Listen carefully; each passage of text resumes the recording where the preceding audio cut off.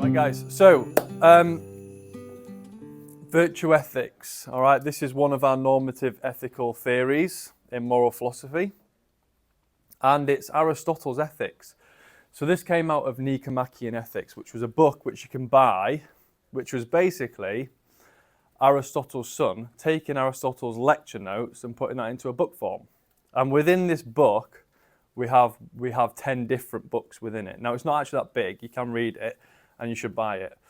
So what this is it's an ethical theory which emphasizes character virtues as the basis of ethics.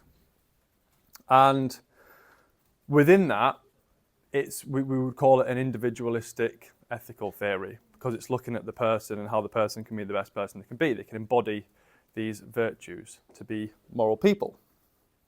So they're going to be virtues like courage, wisdom, temperance. These are what we call the cardinal virtues, commonly known as. But there's other such virtues as well. And the key to virtue ethics is that these virtues are going to contribute to living a flourishing, happy life. That is the ultimate end of what these virtues will do. Contribute to living a flourishing and happy life, which we call eudaimonia or eudaimonia. So, in essence, what they're saying here is that whatever we want to call good is basically a virtue. All right? And good, according to Aristotle, is what a thing does. So Aristotle has this worldview. And that worldview is basically that everything in the world functions to do something. All right? And if it's good, if it's a good thing, then it does that thing well. So a hammer has a function of hammering things. A good hammer is one that hammers things really well. Humans also have a function, according to Aristotle. We have plenty of functions, but our chief function is our ability to reason. That's what makes us unique, that we can reason, rational principle of a human being. So of course, although we might be good if we can do other things like be healthy, physically healthy, or be nice people, virtuous people, but also having that ability to reason, be wise, is the chief of all goods for human beings. So that's ultimately going to be his ethical theory. And we can split these up into two kinds of virtues, intellectual virtues and moral virtues. So that's what we're going to look at as we go through. So I'm going to brief over the different books within Nicomachean Ethics. Okay. So in book one talks about the good of humanity. All right. So what does it mean for humans to be good? And this is what Aristotle says. Every art, every procedure, every action and undertaking aims at some good. And for this reason, the good has rightly been declared to be that at which all things aim. So this is Aristotle's first indicator of what it means for something to be good. A bit more on this. What is the highest of all practical goods? Well, there is pretty general agreement. It is happiness, say both ordinary and cultured people. So in essence, happiness is the thing that we all aim. And this is just an empirical observation. You look at the world, you look at all the humans, like what do humans want to achieve most? Why do we do anything? Aristotle asks. Well, it's, according to all of us, to be happy, to live a flourishing life. Eudaimonia is what it's called in Greek. And there's no strict translation to eudaimonia, but happiness, flourishing, that kind of thing is what it's getting at. And this is also the basis of later ethical theories like utilitarianism. So Aristotle says the function of man is an activity of the soul which follows or implies a rational principle. So there you go, there's his indicator that our function, what we're here to do, the soul of us, is reason. The good life, eudaimonia, of a human is an activity of the soul in accordance with virtue, or if more than one kind of virtue, in accordance with the highest kind of virtue. So basically, all he's saying here is for human beings specifically, that the highest kind of virtue, of course there's loads of things we do virtuously, but the highest of all is going to be wisdom. Right? So in book 2, he moves on to what is a virtue and what is a vice. So what's the difference between a virtue and a vice? And he says, the virtues we acquire by first exercising them, just as happens in the arts. People become builders by building, instrumentalists by playing instruments. Similarly, we become just by performing just acts and brave by performing brave acts. This is why Aristotle says we are what we repeatedly do. Excellence then is not an act, but a habit. So for Aristotle, you becoming a virtuous person is basically something you've got to continue to practice. You're not born virtuous. It's something that you keep doing. Just as if you want to be a great guitarist, you've got to carry on practicing guitar, or a great cricket bowler, you've got to keep bowling the cricket ball. And eventually you'll become great at it. And that's the same as being virtuous, being basically a great human being, a wise human being. You've got to keep practicing, exercising those faculties.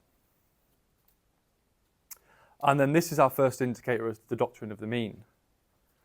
Okay, so he says, well, virtues are, so temperance and courage are destroyed by excess and deficiency and are preserved by the mean. So he thinks that virtues, any virtue you want to call a virtue, is the mean, the midpoint between excess and deficiency. So I'll give you an example. Courage. Let's say courage is a virtue. We all sort of commonly think that being courageous is a virtuous thing to do. So Aristotle would say that that is the mean point between, say, being the excess of that would be like being brutish or reckless. But then the deficiency in that would be a coward. So we would find the virtue of courage in between. And you can do this for lots of different things, lots of different virtues. He thinks that all the virtues can fit in this mean point web between doing too much of it or too less of it. So have a think about some of those, and we'll think as we go on and what different virtues might be. Think about temperance. Temperance is not basically having too much, not being too greedy, not being too self-indulgent, but also not being too frugal, or not being too ascetic with things, not being deficient. So that's how he thinks virtues seem to work. Virtue then is a state of character concerned with choice, lying in the mean. So this last little bit on what it means to be virtuous is it's got to be a choice. You can't be accidentally virtuous. It's got to be something you're aware of. You're constantly choosing, making choices that fit within this mean. Which leads us on to book 3, which is moral responsibility. So we've got to make choices. We've got to be conscious choices that we're aware of, we've been developing. So in terms of our actions then, what are we actually responsible for? When should we be seen as responsible for what we do? Virtues and vices, what we can call someone as virtuous or a virtuous act or a vicious act, has to be something that is a voluntary action. It's got to be something you're fully conscious of, you're fully in the know of, you have full knowledge of, and you meant to do it, you intended to do it. It was fully voluntary. But then you've got other actions which we might not necessarily praise or blame someone for, so they don't have to be called virtues or vices necessarily. Involuntary actions are things done by compulsion. So let's say I accidentally, drove my car into someone. It wasn't my fault. Okay, maybe I got stung by a bee or something, and I couldn't help myself. It wasn't something I necessarily was consciously able to control at the time. Certainly wasn't intended. That might not be a case of me doing something bad there, because it was done by compulsion. I couldn't have helped myself. The second one, non-voluntary actions, they might be things done out of ignorance. You genuinely might not have known that you've done something to harm someone or something. Say you're walking down the street at night and you step on, someone's guinea pig. You didn't know. Oh God, you killed your friend's guinea pig or your neighbour's guinea pig. Are you a bad person? Well, you didn't see it, you didn't ought to see it either. It wasn't really your fault at that point in time. But if you are regretful for what you've done, then of course you might be forgiven for it. If you're not regretful, if you're like, oh, I don't care, that might be a case of you being a bit, maybe that's the vice, that you didn't care. All right? You didn't give yourself some responsibility in that way. So that was just Aristotle's indicator of, in terms of actions, what are virtues and what are vices. Just set someone off laughing there. Okay, so wisdom then. Wisdom is broken down into two types of wisdom. We called them virtues. So wisdom. This is moving on to book 6. We're not going through all the books, just the books needed specifically for the purposes of your understanding of virtue ethics. So I've cut some things down. So book 6 we do need to know about, because we need to know about what wisdom is. So there's a difference between intellectual virtues and moral virtues. That's what we commonly think nowadays. So moral virtues can be seen under this kind of practical wisdom thing. Or in Greek it's called phronesis, practical wisdom. And what that is the idea of being able just to deal with things situationally, politically. Aristotle thinks we're gregarious creatures. We're political animals. We have to get along, okay? So it's not always the case that we can just sit there, contemplating philosophy. We actually have to be real, all right? We have to act in the real world. So practical wisdom is the second most important kind of virtue, phronesis, or maybe something like moral virtues. Just being able to treat people in the right way or dealing with situations as they occur in the right way, okay? Having that ability to make quick decisions in the right moment or between people. So that's phronesis. And it is important to achieving eudaimonia. But it is still a means to an end. It's not an end in itself, okay? Book 7, he talks about pleasure, the role of pleasure. Now he thinks pleasure is something that we all sort of want, okay? Pleasure and happiness, can't really remove it. There was a lot of Greek thought back then of understanding what is pleasure. And we had some hedonistic theories coming from the Greeks, like Epicurus. But the idea there was that extravagant pleasures weren't the right sorts of things. They distract from virtue. They distract from living a happy life. Just going out and getting as much of these extravagant pleasures as possible, lust, greed, all those kinds of things, being drunk all the time and high on whatever drugs. That's not what it means to be happy. That's like artificial happiness, which ultimately is the ruse of life. That we think that gets us happiness. That's not where it's at. Strip those away. He thinks true pleasure is what's important. Intellectual pleasures, real appreciation for things. The pleasures of being with good friends. These simple pleasures, as Epicurus called them, are what's important to us. As long as they contribute, these pleasures contribute to a happy life, contribute to you being a virtuous person, basically. And if they're sustainable as well, you could say. And then skipping again from book 7 to book 10, this is his last book, book 10, and this was Aristotle's teaching of the chief good, the best kind of wisdom, the best kind of virtue for humans, and it's Sophia. So philosophy comes from the Greeks philo, meaning love, and Sophia, meaning wisdom. Now this kind of wisdom, Sophia, this kind of philosophical wisdom, is pure contemplation. And Aristotle thinks this is the chief good, this is the end in itself. If you could sit there and contemplate philosophy all day, contemplate pure reason all day, that is the ideal. That's where you want to be to live a happy life. Because it's good in itself. It's not a means to another end. It's just an end in itself. It's good for itself. It is eudaimonia. It is the chief good. I don't know what you think about that. I don't know what you would think about sitting in an ivory tower contemplating all day, but that was Aristotle's idea. So we're going to quickly run through some issues and that'll be it. The first issue with virtue ethics, now you have a sort of a tacit understanding of what virtue ethics is that it doesn't actually give us any clear guidance on how to act. So we don't have necessarily any clear indication on what to do in specific circumstances. for example, deontological ethics or Kantian ethics, that gives us like laws to follow. Utilitarian gives us a kind of an idea of, well, we need to just produce happiness, so that's what we want to be aiming for, all right?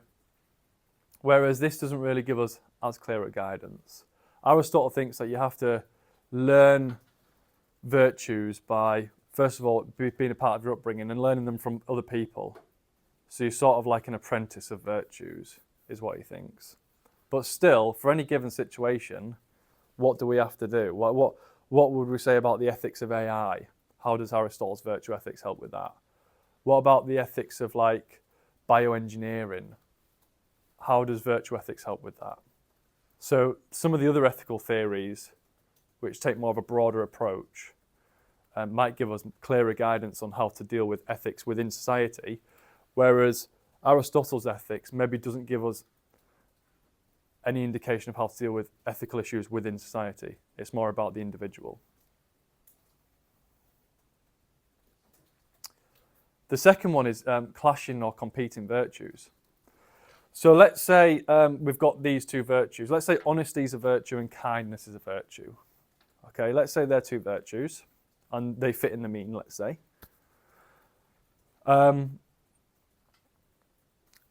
So if I want to be kind, all right, to all of you, I want to be kind, I want you to, not be hurt by anything.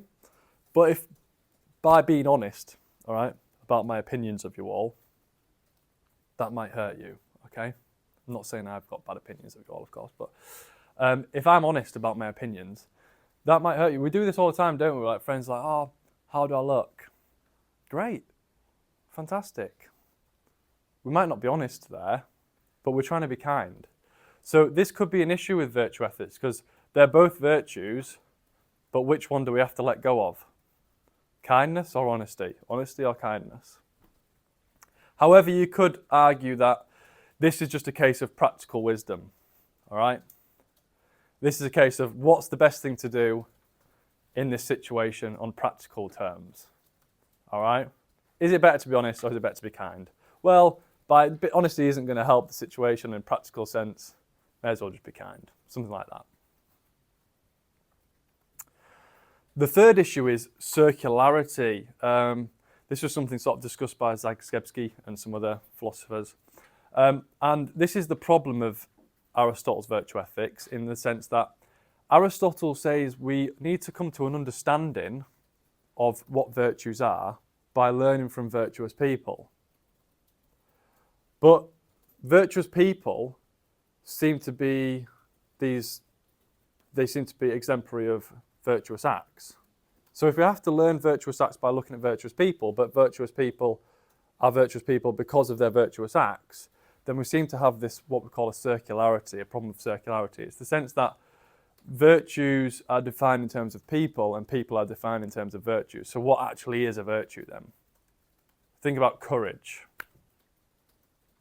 If I want to say, what's courage? How do I learn courage? Then you go, oh, well, go and like follow this courageous person for a bit.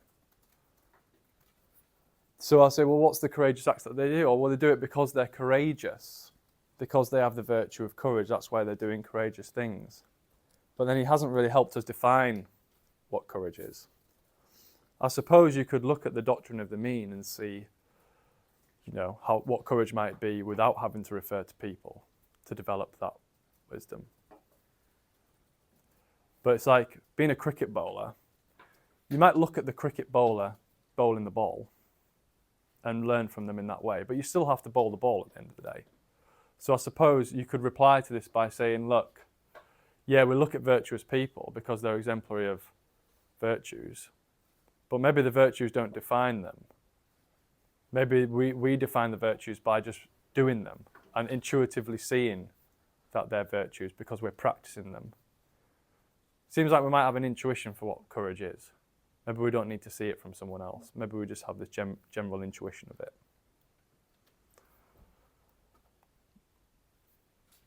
Number 4, there's only 5. So number 4, virtues that do not contribute to eudaimonia. So do all virtues contribute to your own happiness? Remember, this is about your happiness, you living a happy life. David Hume, when he talked about morals, he's a moral anti-realist, but he thought that virtues were sort of the things that are good for other people, not necessarily good for yourself. You might call me virtuous, let's say. You might call me virtuous. Not because it's something that's contributing to my happiness, but because it's something contributing to your happiness. It's like, oh, that person's a great person because of the things that they do for other people. That might not be good for them. If I'm doing loads of selfless acts, right, you might call me a virtuous person because I'm doing all these selfless acts. But is that good for my happiness? Well, we might reply to that and say, if it's not contributing to your happiness, you're not doing it in the right way. Okay, maybe that's too much excess. Maybe it's not a virtue. So you've got to kind of balance the individual with the collective. The collective might see the individual as virtuous, but if it's not good for them, and it's only good for the group, then maybe there's something going wrong there. Virtues have to be good for the person and the group, I suppose. And if virtues are only good for the person and not good for the group at all, which we're going to move on into the last issue, because virtue ethics is an individualistic theory, it's about the person, might not necessarily be good for the group. I could be doing everything that's great for me, good for me, virtuous for me, contributes to my happy life. Does that mean it's good for all of you? Might not be. What do we say about that then? This is what Russell thought. So this is what Russell said, Bertrand Russell. There is, in Aristotle, an almost complete absence of what we might call benevolence or philanthropy. The sufferings of mankind do not move him emotionally. I mean, this is quite a bold statement to make, let's be honest here. Okay, I don't think this is quite right. Ultimately, Aristotle's theory, this is our last issue, so ultimately Aristotle's theory is what we would call a bottom-up approach. So there's a difference between the top-down approach and the bottom-up approach. A bottom-up approach, as Aristotle's theory does, looks at the individual and says every individual, if they become virtuous, it kind of contributes to a good environment. But it doesn't give us any top-down rules for everyone, how everyone should act. You know, it's just saying each individual. So I think in some sense what Russell's getting wrong here is that Aristotle's approach on looking at the individual and how the individual can be a good person ultimately is a bottom-up approach to contributing to a virtuous environment, a good environment. And if it's not contributing to a good environment, to a good aggregate of people, then it's not going to be a virtuous theory. So that's something I think you'd have to think about in terms of what virtue ethics is saying and whether it does help us in dealing with ethical problems. All right, well done guys, that's that. So, you're going to be answering some questions now.